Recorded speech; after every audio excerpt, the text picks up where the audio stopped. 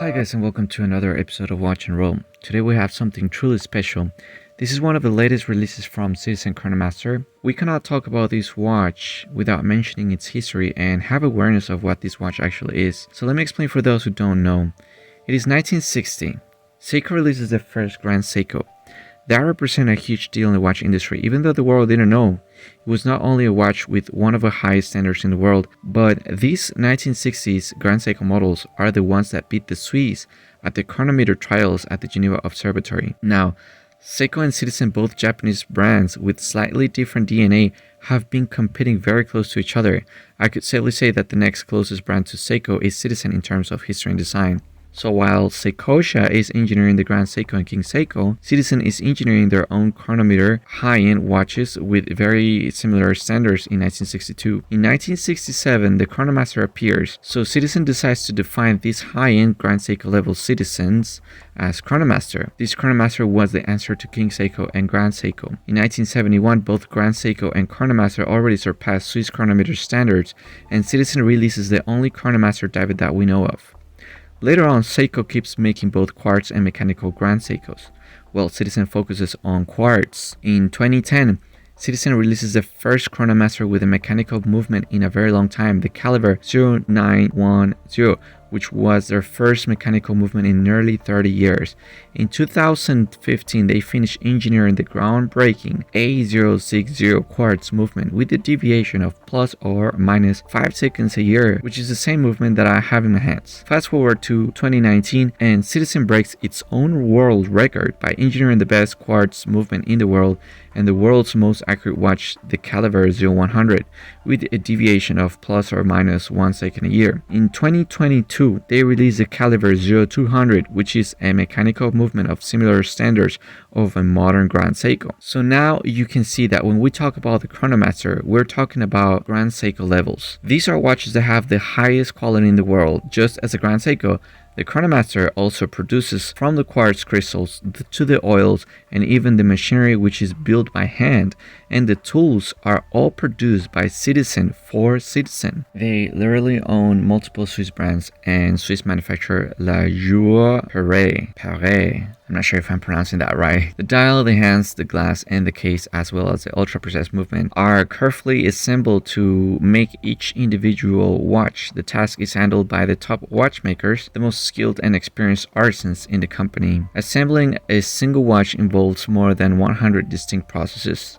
Since the number of people capable of building an ultra-precise watch like the Chronomaster is limited, only a small number of pieces can be produced every day. At every stage of a production process, repeated measurements of accuracy are made first of the movement by itself, then of the movement after it has been inserted in the case. To make the watch this way requires the sensitive fingertips and well-on instincts of a top watchmaker. It is not something that a machine can do. The finishing is all Salis polishing, or Saratsu if you have a Japanese pronunciation. Just a friendly reminding, Saratsu is Salis. It's just that Japanese cannot pronounce Salis, so they say Saratsu. The case, all the hands, the date window, the emblem logo, the apply indices, and every polishing part inside you see on this watch is all done by hand, same as Grand Seiko standards. Let's talk about this amazing movement. Like I said, this is the second most accurate watch in the world. The Caliber A060 is a very high-end 23 joule serviceable caliber. This ultra-precise movement uses only the most rigorously selected crystals oscillators and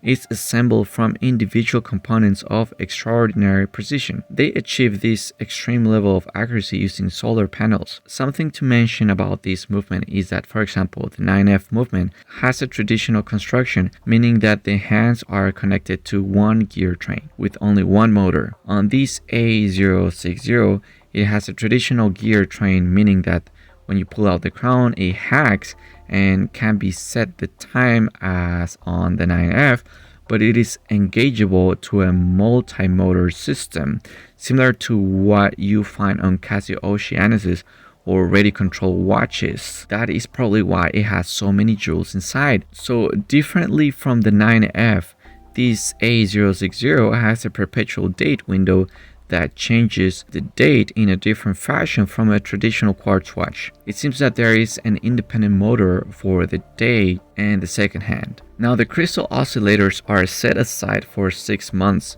For quartz watches, the Chronomaster is not prepared to use even the highly accurate crystal oscillators used in most quartz watches without first subjecting them to rigorous testing. The crystal oscillators are again tested repeatedly after being built into the movement. So now that you know all these, let's proceed to the watch. Let's get the measurements out of the way. 38.3 diameter, 12.2 thickness, 45 lug to lug, and 19 lug width.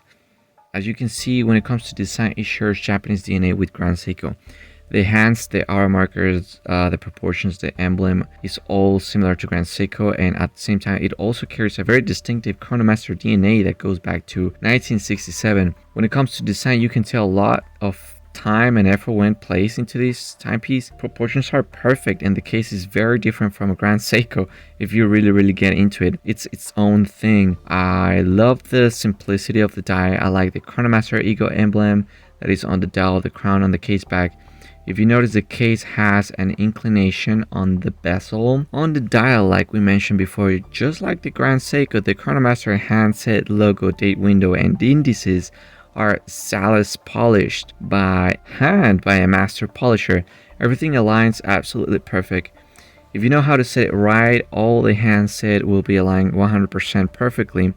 The second hands align dead in place, and if you think it doesn't, chances are you're looking the watch from a certain angle, so don't be fooled by that. If you look at the watch from this angle, you can totally see whether it's aligned or not. This blue solar panel is pretty cool in the sense that this blue color changes depending on the lighting. Sometimes it looks a bit turquoise, sometimes it looks a bit darker, sometimes a bit greener, and yeah, personally I'm a fan of this color and on the dial. The watch is finished with Salis polishing, as I said, on the case and on the case back. We have a screw down case back with the Chronomaster Eagle emblem similar to the lion on the Grand Seiko. Continuing the design, the dome sapphire crystal gives the continuation to the shape of a case. The design kind of reminds me of a supercar for some reason. It just looks nice. In that crystal, there is Citizen's proprietary 99% transfer light coating, which is the best anti-reflective coating that I have ever seen. I'll show you my Casio Oceanus as a comparison, and also my Citizen Atessa, which had what I thought at that time the best anti-reflective coating at that time. Somehow this Chronomaster is even better. When it comes to material, Citizen is also the leading manufacturer for the best titanium technology in the world. First of all, Citizen was the first to have titanium in a watch. They have their very best models like the 0100 caliber to use Duratec Alpha and Duratec Platinum that are as hard as sapphire crystal. In this Chronomaster, you are going to get better titanium than the high intensity titanium used in Grand Seikos. This is their proprietary super titanium, which is manufactured under certain conditions and pressure, and then they apply a coating that takes this titanium close to the hardness of ceramic. Now, this movement is thermocompensated, taking its own temperature 1440 times in a day. The variable with the greatest impact on the crystal oscillator's accuracy is temperature. On a quartz watch, which tells the correct time at 25 degrees Celsius, slow down by 0.1 second per day for every 5 degrees Celsius temperature change. That may not be a serious issue for run-of-the-mill quartz watches, but for a watch that measures its accuracy on a yearly basis like the Chronomaster, 0.1 seconds per day constitutes a major deviation in annual terms. This is another reason on how they achieve those 5 seconds a year of deviation. Now let's talk specifications. First of all, it is EcoDrive. Citizen is the first company to have solar panel in the dial. It is said that they make the best solar technology in watches. So it is like getting a 9F Grand Seiko but with a solar panel. It has a power reserve of 1.5 years with the power saving feature. When this watch is set on the dark after a certain period of time, the second hand will stop at the 12 o'clock position, entering the sleep mode. Whenever the watch has exposure to light, it will wake up and the second hand will start moving without losing the accuracy. If you happen to travel and you change time zones, the hour hand can be moved independently so you don't lose the accuracy of the wonderful thermocompensating high accuracy quartz. It is a perpetual calendar, so the date will never be wrong as long as you set it correctly. To set it correctly, you will pull the crown to the first position, press this button for like 5 seconds, and it will let you choose the month of the year and as well the leap year. I want to mention when the power reserve is too low, the thermocompensating feature will turn off, losing some of its accuracy. So if you want to have it very accurate, make sure to have a good amount of charge in that cell. It also had a handset reference option where you can see the alignment of all the hands and the date. Talking about functions, lastly, it has a recent option, so if you reset it, you will lose the time and the date, so you have to start over. Right now I have set it already, so I won't show you how it works, but if you pull the crown on the first position, you'll be able to change the hour hand independently. If you want to change the date, you will have to move the hour hand all the way until the date changes. On the second position, it will hack the second hand. That way you can set the time as you will set it on any other traditional watch. It is 100 meters of water resistance. It is JIS1 anti-magnetic. It has a shock detection function where it prevents the hands from becoming misaligned after shock. It has an automatic hand adjustment system where it checks the alignment of the hands constantly and corrects them. And it has a low power alert function where the second hand will start running in 2-second intervals, just like most quartz watches, most good quartz watches. It has overcharging preventing feature function, 7 months on a full charge, and 1.5 years on a power reserve. So the question of the year, is this Chronomaster a 9F killer? I would say yes and no. For example, in terms of design, I will argue that the Grand Seiko 9F, there's some 9F Grand Seikos, have a more iconic design, such as the 44GS case. That thing is just glorious. At the same time, I could say this Chronomaster case is also a masterpiece of design, not as nice as the 44GS case in my personal opinion, but definitely something truly special. When it comes to quality, I would say both the Grand Seiko and Chronomaster are the same. They are on par with each other. Something that the 9F has, it's the sealed movement. When it comes to the rest of the specs, the Chronomaster seems to have the upper hand. Things that are better on a Chronomaster is number 1, the best solar technology. Number 2, the superior independent motor technology. Number 3, the superior material super titanium Duratec. Citizen has the best materials on coated industry. Just, that's just how it is. Number 4, perpetual calendar that the Grand Seiko don't have.